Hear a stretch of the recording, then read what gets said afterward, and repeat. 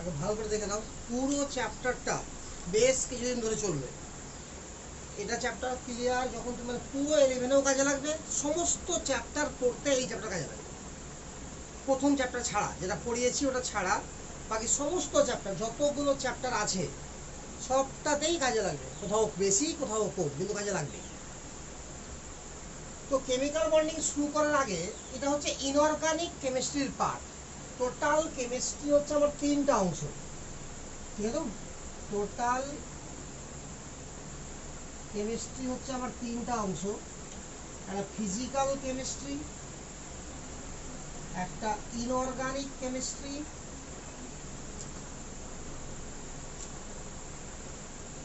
আর একটা হচ্ছে organic chemistry.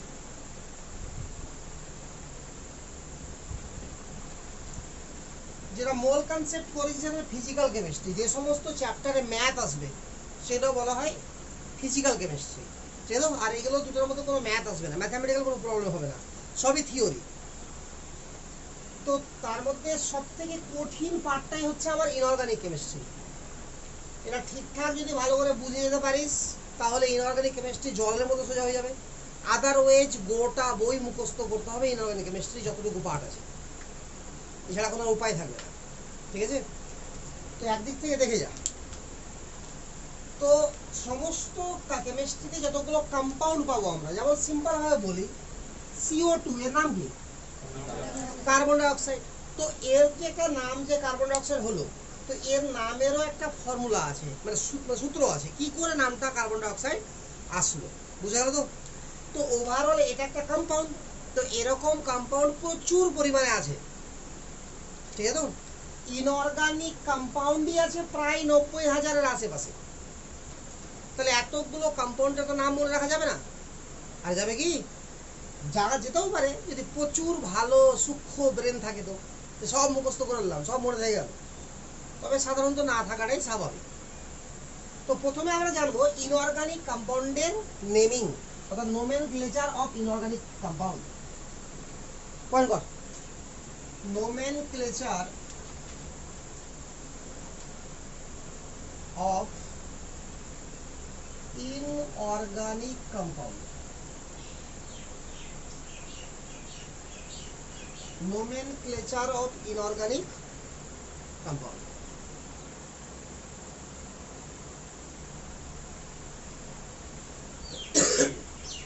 এখানে ভালোভাবে দেখতে হবে যে ইনঅর্গানিক কম্পাউন্ডকে আমরা 3 ভাগে ভাগ করছি। আমরা মানে ইনঅর্গানিক কম্পাউন্ডকে 3 ভাগে ভাগ করছি, এগুলো সব তোমরা জানো। অ্যাসিড, বেস আর সল্ট। নোট করছো সবাই? অ্যাসিড, বেস অ্যান্ড সল্ট, নাম তো শুনেছো? অ্যাসিড, বেস, সল্ট সবই তো ছিল না 9-10-এ, না ছিল না? তো প্রথম কথা আগে বলো দেখি যে অ্যাসিড বলে কাকে? অ্যাসিড বলে কাকে? কে পারবা? অ্যাসিড কাকে বলে? যা ক্ষারের সঙ্গে বিক্রিয়া করে লবণ এবং জল উৎপন্ন করে, এটা হচ্ছে অ্যাসিডের ক্যারেক্টার। মানে অ্যাসিড কি করে এটা হলো এটা। তবে সংজ্ঞাতে ক্যারেক্টার ইউজ করাই যায়, ঠিক আছে?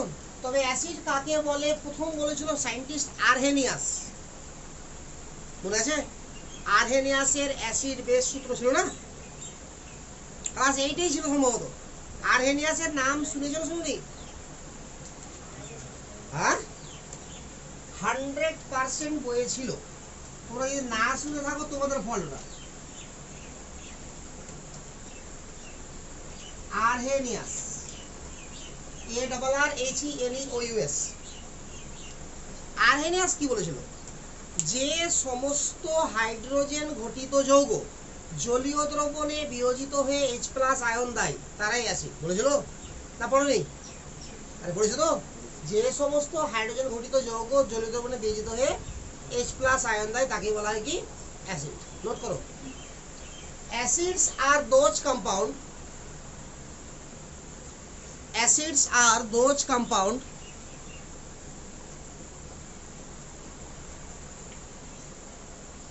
acids are those compounds which gives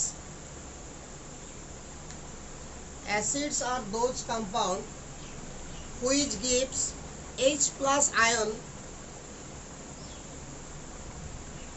in aqueous solution.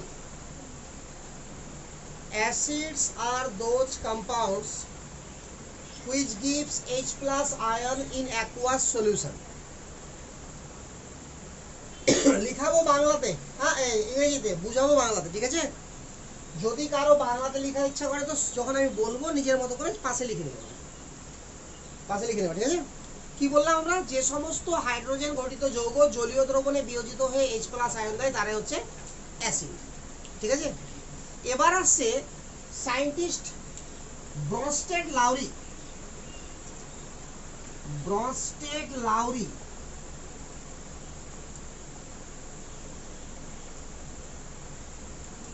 এ আর এক ধরনের সংজ্ঞা দিচ্ছে অ্যাসিডের। এ কি বলছে? যে সমস্ত যৌগ প্রোটন দান করতে পারে তারাই অ্যাসিড। কি বললাম? যে সমস্ত যৌগ প্রোটন দান করে, এখানে হাইড্রোজেন ঘটিত আর কথা নাই, কিন্তু যে সমস্ত যৌগ প্রোটন দান করবে তারাই অ্যাসিড। অর্থাৎ সোজা গল্প বলতে গেলে প্রোটন ডোনার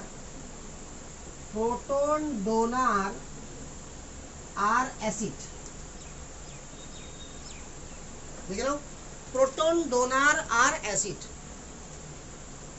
প্রোটন ডোনার আর অ্যাসিড।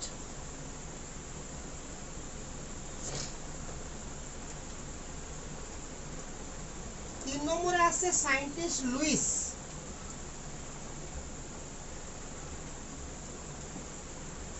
কি বলছে? যারা ইলেকট্রন জোড় গ্রহণ করতে পারবে, যে সমস্ত যৌগ কি করবে? ইলেকট্রন জোড়কে গ্রহণ করতে পারবে তারাই কি অ্যাসিড। তাহলে electron pair acceptor, electron pair acceptor আর অ্যাসিড, ইলেকট্রন পেয়ার অ্যাকসেপ্টার আর অ্যাসিড।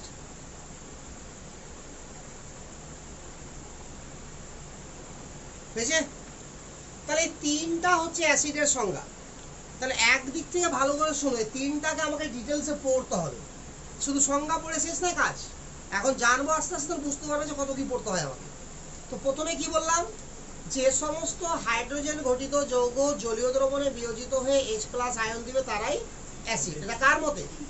আরহেনিয়াসের মতে। আর এটাই হচ্ছে মেন সংজ্ঞা। অর্থাৎ সবথেকে বেশি ভাগ যৌগকে অ্যাসিড রূপে প্রমাণিত কে করেছিল? আরহেনিয়াস। তারপরে কিছু যৌগ এরকম ছিল যারা অ্যাসিড, কিন্তু আরহেনিয়াসের নিয়ম অনুসারে তারা অ্যাসিড হতে পারছে না। তখন আসলো কে? ব্রনস্টেড লাউরি। ও যখন দিল যে প্রোটন যারা দান করবে তারাই অ্যাসিড, তো দেখা যাচ্ছে কিছুটা অ্যাসিড আর বেড়ে গেল সংখ্যাতে। তারপরেও দেখা যাচ্ছে কিছু যৌগ থাকছে যাদের নেচার অ্যাসিডিক আছে, অর্থাৎ যারা অ্যাসিড, কিন্তু না তো আরহেনিয়াসের সংজ্ঞাতে ওদেরকে কভার করতে পারছে, না তো ব্রনস্টেড লাউরির সংজ্ঞাতে ওদেরকে কভার করতে পারছে। তখন কি আসলো? লুইস। ঠিক আছে, লুইস। তো লুইস আর একটা সংজ্ঞা দিল যে যারা ইলেকট্রন জোড়কে গ্রহণ করবে তারাই কি অ্যাসিড। কথা বুঝতে পারছো তো? তাহলে একদিক থেকে আমি বলি যে আরহেনিয়াস অ্যাকচুয়ালি বলেছিলটা কি, সেটা একটু ভেঙে ভেঙে দেখিয়ে দাও। দেখো লক্ষ্য করে,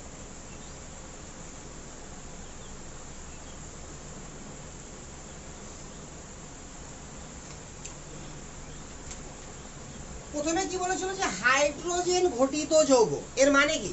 যেখানে হাইড্রোজেন থাকবে না সে অ্যাসিড হতেই পারে না। কার মতে? আরহেনিয়াসের মতে। ফার্স্ট কথা। সেকেন্ড কথা, যে জলীয় দ্রবণে বিয়োজিত হতে হবে, আর হয়ে কি দিতে হবে? H প্লাস আয়ন দিতে হবে, তবেই অ্যাসিড। কথা বুঝতে পারছো? ক্লিয়ার? তো জলীয় দ্রবণে বিয়োজিত হয়ে যদি H প্লাস না দিতে পারে বা জলের দ্রবীভূতই না হয়, তাহলে আরহেনিয়াসের মতে সেটা অ্যাসিড না। তার মানে একটা যৌগ হাইড্রোজেন ঘটিত আছে, ফার্স্ট কথা হাইড্রোজেন ঘটিত আছে, তাহলে ও আরহেনিয়াস অ্যাসিড হতে পারে, নাও হতে পারে।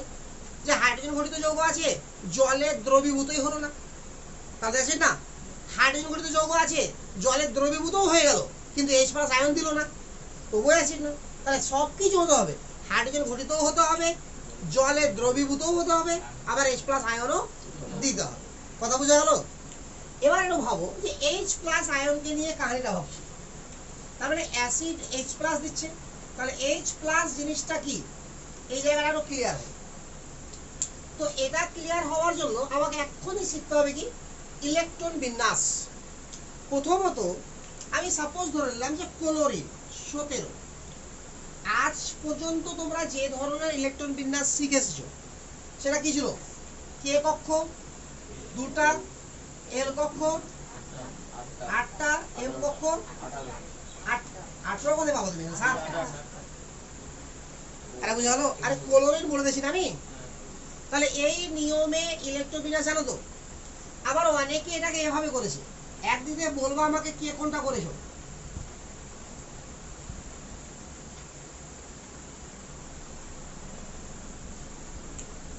দুটা,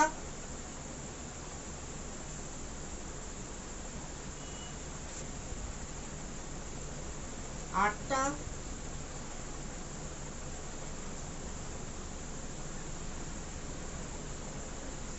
সাতটা, এটা অনেকে করেছে।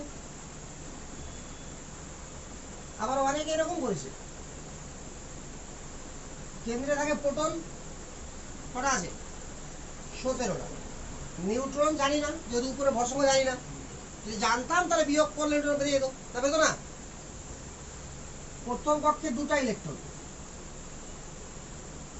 দ্বিতীয় কক্ষে 8টা ইলেকট্রন, তৃতীয় কক্ষে 7টা ইলেকট্রন। এর নাম কি কে, এর নাম কি এল, এর নাম কি এম। তো মাধ্যমিকের রুলস অনুযায়ী ইলেকট্রন বিন্যাস এই 3 ভাবে করা যায়। আরে কথা বুঝতে পারছো? আবার মাধ্যমিকের নিয়ম অনুযায়ী ইলেকট্রন বিন্যাস আমরা এই 3টা ভাবে করতে পারি। যে যেটা করবো সেটাই ঠিক, তবে সব থেকে বেটার হচ্ছে লাস্টেরটা, কারণ এখানে সবকিছু ক্লিয়ার ধারণা আসবে। যে এটাকে নিউক্লিয়াস বলা হয়, নিউক্লিয়াসের মধ্যে প্রোটন এবং নিউট্রন থাকে, বাইরের কক্ষগুলোকে কে, এল, এম এগুলো বলা হয়। আরে বোঝা যাচ্ছে না? সেখানে কটা ইলেকট্রন আছে সবকিছু ক্লিয়ার হয়ে চলে আসে বলে ঠিক তুমি নম্বর মাধ্যমিকের সবটাতেই পাবা, এটাতেও পাবা, এটাতেও পাবা, এটাতেও পাবা। তবে মোস্ট কারেক্ট হচ্ছে এটা। এটা কম নোংরা কেউ কোনটা করেছে? এটা উপরেরটা। আর যাই হোক, তো জিনিসটা একই, এটা পারলে এটা পারবা, এটা পারলে এটা পারবা। এতটুকু ক্লিয়ার না? ক্লিয়ার না? তবে ইলেকট্রন বিন্যাস আর এইভাবে চলবে না। কথা বুঝতে পারছো আমার? ইলেকট্রন বিন্যাস আর আমরা এইভাবে করতে পারবো না। ইলেকট্রন বিন্যাসের রুলস শিখো এবার, যে ইলেকট্রন বিন্যাস করবো কি করে। তো শোনো, ইলেকট্রন বিন্যাসকে জানার জন্য একটু গল্প শোনো ভালো করে। যে আমরা আপাতত যে অ্যাটমের মধ্যে ইলেকট্রন বিন্যাস করছি, মানে ইলেকট্রন গুলো কোথায় থাকছে, তো আমরা কোথায় রাখছি? কে কক্ষে, এল কক্ষে আর এম কক্ষে। এই কক্ষগুলো হচ্ছে এক একটা বাড়ি বা হোস্টেলের মতো। খুব ভালো করে জানবা। হ্যাঁ, ধরে নাও তুমি কোনো হোস্টেলে থাকছো, বিশাল বড় কোনো হোস্টেলে তুমি থাকছো। এবার তো প্রথমত কি হলো যে তুমি কোন হোস্টেলে থাকছো। ধরে নাও যে তোমাকে একজনকে তুমি তোমার ঠিকানা দিচ্ছ, আর ও কাউকে জিজ্ঞাসা না করে তোমার কাছে গিয়ে পৌঁছাবে। ভালো করে চিন্তা করবা। তাহলে ও মানে তুমি ঠিকানা দিবা কিভাবে ওকে? সাপোজ ধরে নাও যে তুমি একটা বড় কোনো হোস্টেলে আছো, আর ও তুমি যাকে ঠিকানা দিচ্ছ ও সমস্ত হোস্টেল চেনে।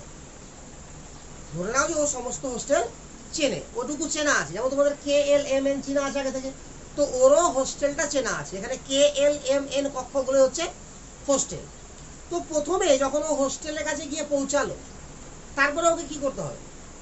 তুমি কোন রুমে আছো, যদিও কাউকে জিজ্ঞাসা না করে তো তোমাকে রুমের নম্বর বলতে হবে। এবার ধরে নাও যে হোস্টেলে 30টা রুম আছে, এর প্রত্যেকটা রুমের এক একটা করে নম্বর আছে। তো তুমি ধরে নাও যে 4 নম্বর রুমে আছো। সাপোজ তুমি মনে করো যে তুমি 4 নম্বর রুমে আছো, তো তুমি বলে দিলে ওকে যে আমি 4 নম্বর রুমে আছি। এবার 4 নম্বর রুমে গিয়ে হাজির, কাউকে জিজ্ঞাসা না করেই। আরে বুঝা গেল? এবার রুমে গিয়ে দেখছি তো প্রচুর বেড, এক একটা রুমে 8টা 10টা করে বেড আছে। তাহলে আবার জিজ্ঞাসা করতে হবে, ও তোমাকে চেনেও না। তাহলে এবার তোমাকে কি বলতে হবে? বেড নাম্বার থাকা উচিত। ও কাউকে জিজ্ঞাসা করবে না, আগেই বলেছি। তো তোমাকে কি দিতে হবে? এবার বেড নাম্বার দিতে হবে। তাহলে দেখা যাচ্ছে তোমার রুমে 10টা বেড আছে, তাহলে 1 2 3 4 করে 10টা বেড নাম্বার দেওয়া আছে। এবার যেই তুমি বেড নাম্বার দিয়ে দিয়েছো নিজের, তাহলে এবার কোথায় গিয়ে হাজির ও? তোমার বেডের কাছে গিয়ে হাজির। এবার গিয়ে দেখছি প্রত্যেকটা বেডে দুজন করে আছে। এবার গিয়ে দেখছি প্রত্যেকটা বেডে দুজন করে আছে। তাহলে এবার দেখছি যে একজন ধরে নাও যে ওয়ালের দিকে মাথা করে আছে, আর একজন বাইরের দিকে মাথা করে আছে। ওটাই রুলস, সবসময় ওভাবে আছে সবাই, ওখানকার ওই হোস্টেলের রুলসটা ওটাই। তাহলে তোমাকে আবার এটাও বলতে হবে যে তুমি কোন দিকে মাথা করে ঘুমো। আরে বোঝা গেল? তোমার ঘূর্ণনটা কোন দিকে। তাহলে এতটা জিনিস বলবা, তবে তুমি কি হবা, তোমার কমপ্লিট তোমার কাছেই গিয়েও পৌঁছাবে, অন্য কারো কাছে গিয়ে পৌঁছাবে না। বোঝা গেল? তো আজ পর্যন্ত তোমরা অর্থাৎ ক্লাস 10 পর্যন্ত যা শিখে এসেছো, যে ইলেকট্রন বিন্যাসের যা রুলস শিখেছো, কে এল এম এন করে শিখেছো কিনা, এগুলো হচ্ছে হোস্টেল পর্যন্ত তুমি পৌঁছেছো। 11 12 তোমাকে বেড পর্যন্ত পৌঁছাতে হবে। তাহলে তোমাকে কটা স্টেপ যেতে হবে ভালো ভাবো। তাহলে কটা স্টেপ হলো? একটা হোস্টেল, তারপরে রুম, তারপরে বেড, তারপরে বেডের সাইড, কোন সাইডে আছে। তাহলে 4টা জিনিস জানতে হচ্ছে আমাকে। তাহলে হোস্টেল তোমরা চিনে এসেছো, তাহলে প্রথমে চিন্তা কাকা হবে? বেডকে। আরে বুঝা গেল তো? সরি, হ্যাঁ, রুমকে। তো দেখো ভালো করে, তো কে এল এম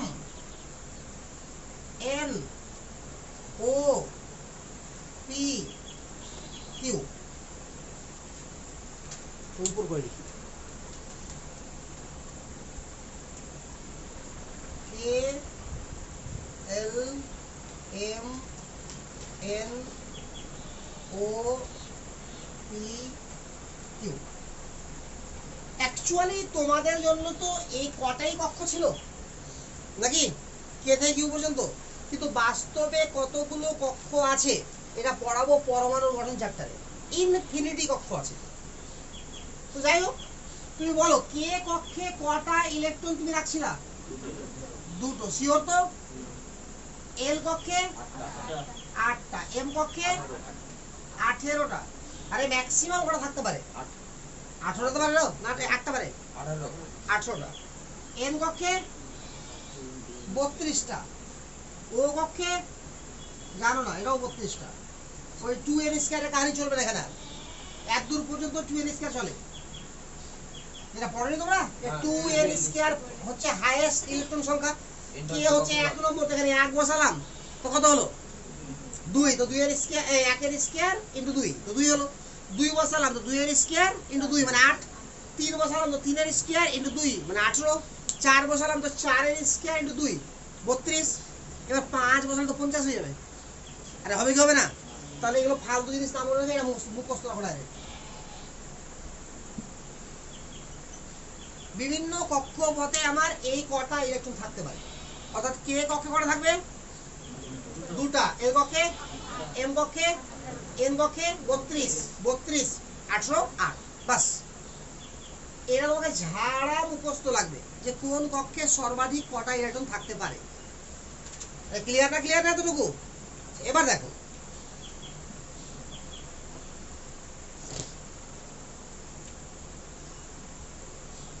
এখন ইলেকট্রন বিন্যাসটা জাস্ট আমি শিখাচ্ছি, পরবর্তীতে আরো ডিটেইলসে শিখাবো পরমাণু গঠনে।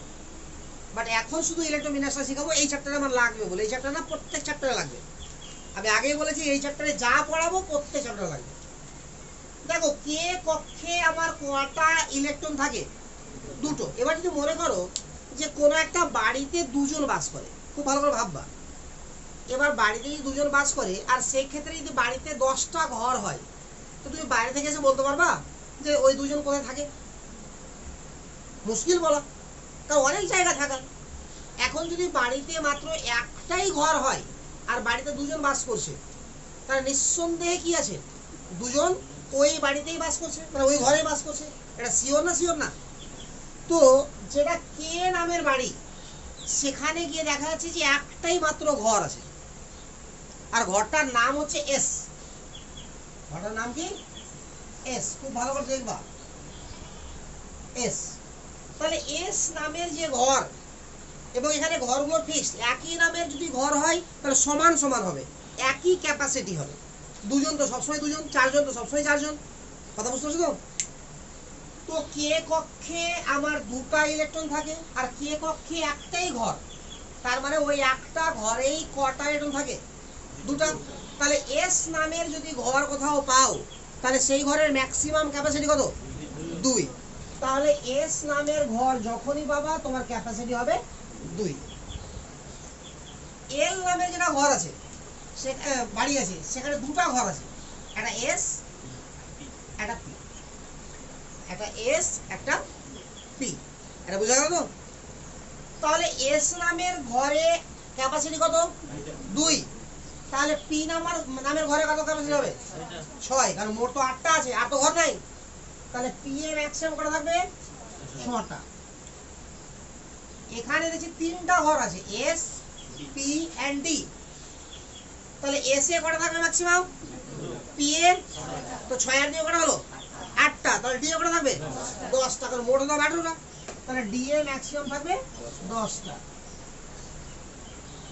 S P D and F, S P D and F. তাহলে এস এ ম্যাক্সিমাম কটা? 2টা, পি এ 6টা, ডি এ 10টা, যোগ করে 18 হয়ে গেল। তাহলে 18 আর 14 তে 32। তাহলে এটা কটা থাকবে? 14টা।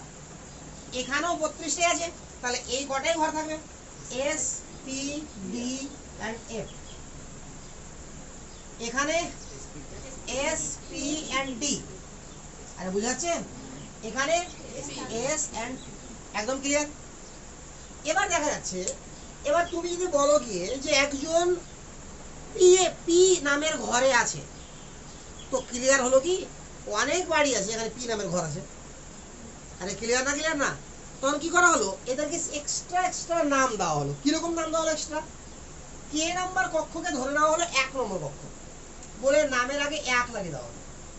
এল নম্বর কক্ষ ধরে নেওয়া হলো 2 নম্বর কক্ষ, বলে নামের আগে 2 লাগিয়ে দেওয়া হলো। এম নামের আগে 3, এন এর আগে 4, 5, 6, 7। এবার যদি তোমাকে বলা হয় 3S ঘরে আছে কেউ, তাহলে তুমি নিঃসন্দেহে 3S মানে এটাই বুঝবো, অন্য কিছু বুঝার ব্যাপার আছে কি? আর 5P, তাহলে তুমি নিঃসন্দেহে এটাই বুঝবা। আরে বোঝা গেল কি বোঝা গেল না? তো এই যে ডায়াগ্রামটা আমি তৈরি করছি, ছক তৈরি করছি না, পিকচার তৈরি করছি কিনা, এই পিকচারটাকে বলা হয়, এই পিকচারটা দিয়েছিল সায়েন্টিস্ট আব্বাহ। সায়েন্টিস্ট আব্বাহ বলে, এটাকে বলা হয় আব্বাহর এনার্জি ডায়াগ্রাম বা এনার্জি চিত্র, শক্তির চিত্র। অর্থাৎ আমরা কি জানি, এবার আর একটু মাধ্যমিকে যাও। মাধ্যমিকে কি বলেছিল যে ইলেকট্রনগুলো প্রথমে নিম্ন শক্তি সম্পন্ন কক্ষপথে প্রবেশ করবে এবং আর তারপরে কোথায় যাবে? আস্তে আস্তে উচ্চ শক্তি স্তর সম্পন্ন কক্ষপথে যাবে।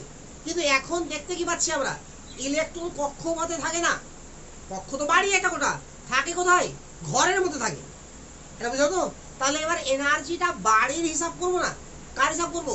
ঘরের। অর্থাৎ এটা ছিল কে এলিমেন্ট, কি ছিল? কক্ষ। আর এসপিডিএফ কে বলা হয় কক্ষক। ঠিক আছে? আরো ভালো করে বললে কে এল এম এন, একটু ভালো করে একটা পিকচার আর আছে শর্ট করে, সব দেখে রাখবা, কোনো কিছু বাদ না যায়, একটা ওয়ার্ড যেন বাদ না যায়, বলে দিলাম আগে। যা লিখবো সব লিখতে হবে। দেখো আমি কি করলাম, এটাকে কে কক্ষ বলছি, এটাকে এল, এটাকে এম, এটাকে এন, এটাকে ও, এভাবে যাবে, অনেক আছে। উল্টা ভাবে বলছে এটা 1 নম্বর, এটা 2 নম্বর, এটা 3 নম্বর, এটা 4 নম্বর, এটা 5 নম্বর, ডট চলে আসবে। বুঝতে পারছো? তো যখন নামগুলো কে এল এম এন দিব, তখন এটাকে পড়তে হবে সেল। কি পড়তে হবে? সেল। আর যখন এটা নামটা 1 2 দিয়ে লিখবো, তখন পড়তে হবে অরবিট। কখনো আমি বলতে পারি না কে অরবিট, বলতে পারি কে সেল, এল সেল। আবার 1 নম্বর অরবিট, 2 নম্বর অরবিট, 1 নম্বরটাই কে, এটা ঠিক। কিন্তু কে নাম উচ্চারণ করলে আমার কি বলতে হবে? সেল। আর 1 2 নাম উচ্চারণ করলে অরবিট। কথাগুলো বুঝতে পারছো না? পারছো না? একদম ক্লিয়ার তো? আচ্ছা, এবার দেখো ব্যাপারটা, যে এই যে আমরা এসপিডিএফ এই কথাগুলো এসছি, তাহলে প্রথমে এই 1 2 3 4 হোক আর কে এল এম এন হোক, এদের কি বলছি? সেল বা অরবিট। তাহলে ফার্স্ট নাম যদি অরবিটই বলি আমরা, কি বলছি ফার্স্ট নাম অরবিট, তাহলে অরবিট বা সেল,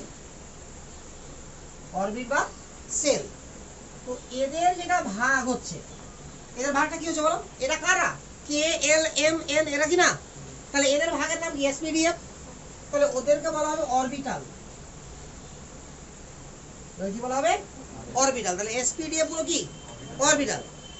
আবার যখন অরবিটালকে ভাগ করো, ভাগ তো করতে হবে, এটা রুমে এসে পৌঁছেছে, রুমে তো অনেকগুলো অরবিট আছে, ঠিক আছে না, তো তাদেরকে বলা হবে সাব অরবিটাল,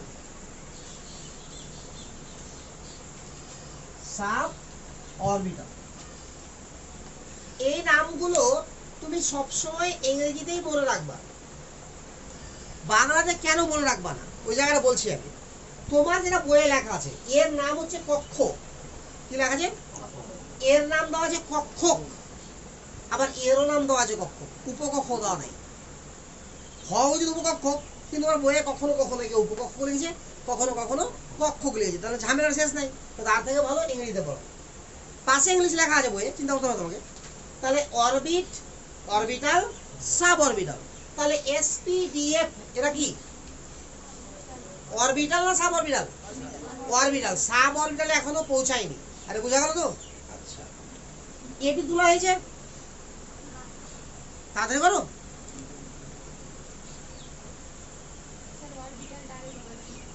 হ্যাঁ